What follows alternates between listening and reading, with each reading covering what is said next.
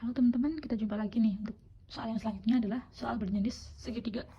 Oke, perhatikan gambar berikut. Jadi ada gambar segitiga. Oke, dengan ini adalah sisi DE dan juga BC. Nah, kemungkinan sisi ini sejajar atau enggak kita belum tahu. Tapi di pernyataan yang kedua ini menyatakan bahwa ED atau DE dengan BC ini sejajar ya guys. Oke. Nah, dan informasi yang diketahui tanpa memilih pernyataan itu adalah ED banding BC sama dengan 2 banding 3. Terus ada dua pernyataan. Pernyataan pertama BD ini banding 4. Pernyataan yang kedua ED dan BC ini adalah sejajar. Oke. Untuk menjawab pertanyaan ini, kita bisa menggunakan prinsip kesebangunan, di mana prinsip kesebangunan itu dapat kita ketahui ketika seluruh perbandingan sisinya itu sama. Bagaimana caranya untuk mengetahui seluruh perbandingan sisinya adalah sama? Gampang banget. Nah, segitiga ADE dengan segitiga ABC dengan sisi DE dan BC ini harus sejajar guys. Sehingga untuk memulai mengerjakan soal, pernyataan dua ini harus kita gunakan. Seperti itu ya. Oke. Sehingga kalau kita lihat pilihan ABC-nya ini masih abu-abu ya guys. Oke.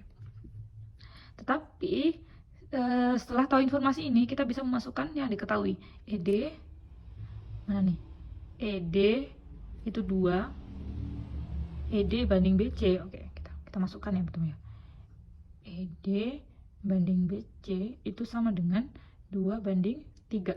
Sehingga kita bisa memasukkan 3ED atau 3DE sama dengan 2 BC.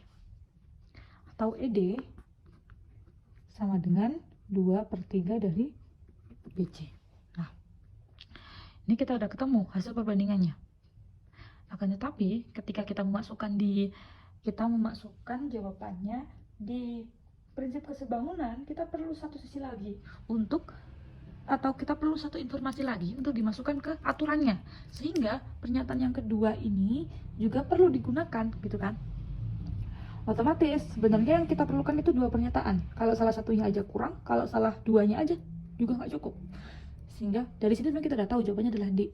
Cuman kita mau lanjutin lagi ya untuk perhitungannya. Oke.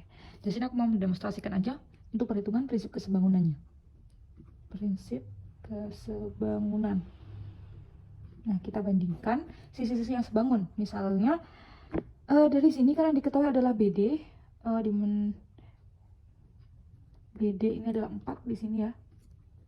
Nah, maka sisi yang kita bandingkan adalah sisi yang besar, yaitu untuk segitiga AB dibandingkan dengan sisi yang lain yang besar, BC per BC itu sama dengan yang kecil. Kalau AB itu berarti AD yang kecil ya. AD per yang kecil ED. Nah, dari sini kita masukkan informasinya. AB itu besarnya adalah belum tahu, tapi kita bisa mengganti. Besar AB di sini itu sama dengan AD ditambah dengan BD. AD plus BD per BC. BC itu besarnya adalah BC aja. AD tetap AD ya. ED itu besarnya adalah 2/3-nya dari BC. Nah, kita masukkan nilai BD-nya tadi adalah 4. Berarti AD ditambah 4 per BC itu sama dengan AD per 2/3 dari BC. Nah, sampai sini kita kali silang. Berarti 2/3 BC dikali dengan AD plus 4 itu sama dengan BC dikali AD. Oke. Dari sini karena tiap ruas mengandung BC, maka bisa kita coret BC-nya. Nah, kita kalikan satu-satu. 2/3 dikalikan AD, 2/3 AD ditambah 2/3 kali 4, berarti 2 kali 4 8/3 sama dengan AD.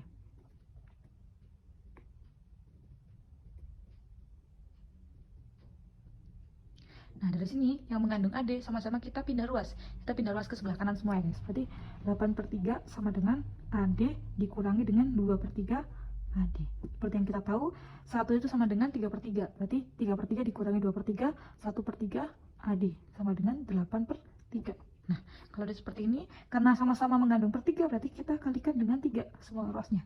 8/3 dikali 3, 8 sama dengan 1/3 kali 3, 1 AD.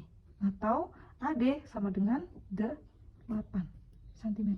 Nah, dari sini kita udah tahu sisi AD. Kalau kita tahu sisi AD, maka kita bisa menghitung semuanya ya guys. kita bisa menghitung AB.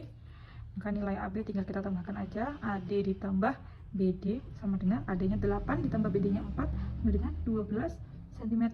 Nah, ini juga bisa kita lanjutkan untuk mencari sisi yang lainnya. Misalnya, kita gunakan untuk mencari sisi apa lagi? BC. Maka perbandingan ini tinggal kita balikkan dan juga kita masukkan lagi nilainya seperti itu. Oke. Atau mungkin itu aja ya guys, karena mungkin untuk durasi juga. Oke, terima kasih. Oke guys, jadi setelah aku pikir-pikir lagi nih, mungkin aku mau lanjutin lagi untuk mengambil simpulan apakah segitiga ADE dengan ABC itu sebangun. Maka kita perlu mencari seluruh sisinya satu-satu nih. Oke, jadi untuk itu aku mau menggambar dulu segitiganya. Kita pecah ya guys segitiganya biar lebih jelas aja, biar teman-teman gak bertanya-tanya juga nih apakah benar sebangun atau enggak gitu kan, atau enggak.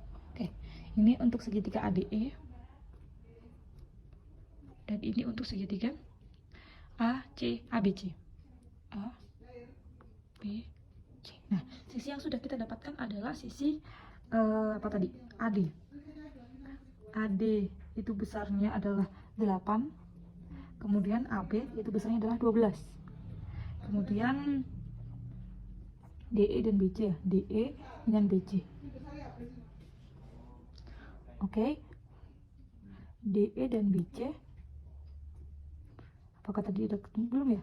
ED dan BC. Perbandingannya aja. Oke.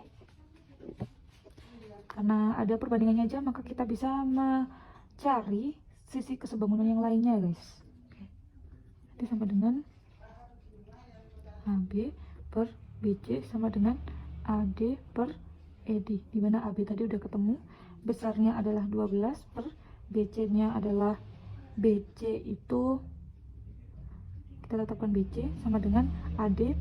AD-nya besarnya adalah 8 per BD-nya adalah 2/3 dari BC. Kita kali silang, maka 12 dikali 2/3 BC itu sama dengan 8 BC. Oh, ini nggak bisa nih. Kita harus cari aturan yang lainnya guys. Oke, untuk selanjutnya, ya aku lupa. Nah, 8 ke 12 ini kan perbandingannya kan AD banding AB itu 8 banding 12. Kita simplifikasi, itu kan perbandingannya bisa bagi 4 2, bagi 4 3, 2 banding 3. Jadi tadi DE dengan BC juga sama ya, perbandingan ED itu 2 banding 3. Nah, karena udah ada dua sisi yang 2 banding 3, 2 banding 3, maka AE dengan AC juga kurang lebih mirip ya guys. Sehingga syarat kesebangunan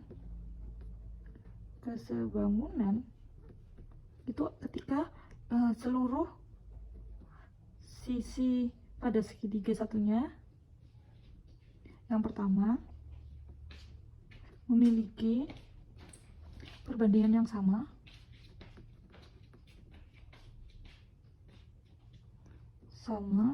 dengan semua sisi segitiga lainnya. Nah, karena kita udah mengambil 2 clue ya, 2 sisi segitiga itu perbandingannya sama 2 banding 3, 2 banding 3, maka segitiga ini sebangun seperti itu. Sehingga